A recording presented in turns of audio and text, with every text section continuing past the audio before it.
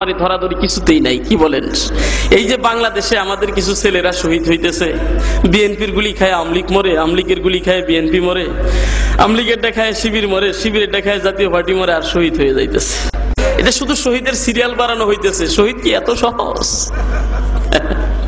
শহীদের সিরিয়াল বাড়তেছে, আসলেই মূলত শহীদ এত সহজ না। আমলিগের গুলি খায় মরবার শহীদ হবা, বিএনপির গুলি খায় আমলিগ মরবার তুমি শহীদ হয়ে গেলা। শহীদ কি এত মামার বাড়ির কাজকলা? নাউজুবিল্লাহ বলেন, নাউজুবিল্লাহ। দল নিয়ে মারামারি করো, গদি নিয়ে মারামারি করো, স্বার্থ নিয়ে মারামারি করো, সন্ত্রাসীর গুলিতে একজন আরেকজনকে মারামারি করো, জোরে বলেন ঠিক কিনা?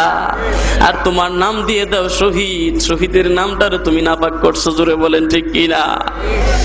ভাইরা আমার, আমি যে কথাটা বলতে চাই, বড় লিডার যারা তারা শান্তই থাকে, মাঝখান দিয়ে আমাদের সাধারণ মানুষের মা বাবার কলিজার টুকরাগুলো খালি হইতেছে, জোরে বলেন ঠিক কিনা? এই গ্রামে গঞ্জে আপনার বাড়ির পাশে একটা পয়েন্টের মধ্যে কিছু ছাত্রলীগের পোলা পান, কিছু ছাত্র দলের ছেলে পান, তারা যুদ্ধ করে মারা যায়, মা বাবা কান্দে, গড়াগড়ি দেয়, আপনার নেতা নেত্রী কোনোদিন আপনার বাড়িতে দেখতেও আসে না, জোরে বলেন ঠিক কিনা? হাসিনা খালিদা এক জায়গায় বসে ইফতার করে, আর তোমরা জায়গায় বসে মারামারি করো, জোরে বলেন ঠিক কিনা? বুঝো না রে বাঙালি, মায়ের বুকটারে খালি করো। তোমার কিসের তো বাহাদুরি? তুমি কি দায়িত্ব পাবে? বরং রাস্তায় কুত্তার মতো মরে কায়ত হয়ে থাকো আর শহীদ হইতেছো, জোরে বলেন ঠিক কিনা? কুত্তা মরলেও দাম আছে, তোমার মরার কোনো দাম নাই, কারণ তোমার মিশরের কোনো বিচারও নাই, জোরে বলেন ঠিক কিনা? যেই মরার কোনো বিচার নেই, এটা তো কুত্তা মরাই, জোরে বলেন ঠিক কিনা?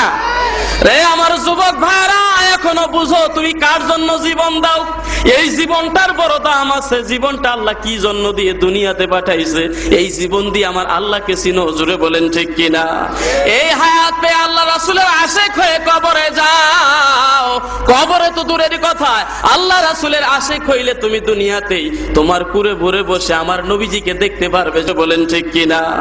এই হায়াত পেয়ে আল্লাহ রাসূলের আশিক হয়ে কবরে যাও। কবরে তো দূরের কথা, আল্লাহ রাসূলের আশিক হইলে তুমি দুনিয়াতেই তোমার কুরে ভরে বসে আমার নবীজিকে দেখতে পারবে, জোরে বলেন ঠিক কিনা? জীবনের তরে একবারও যদি নবীজিকে ঘুমের ঘরে স্বপ্ন দেখতে পারো, জাহান্নামের আগুন তোমার জন্য হারাম হয়ে যাইবে। একটা শহীদ যে মর্তবা পেয়েছে, নবীজির সুন্নতের আমল করলে তুমিও শহীদের দরজা পাইবা, জোরে বলেন ঠিক কি?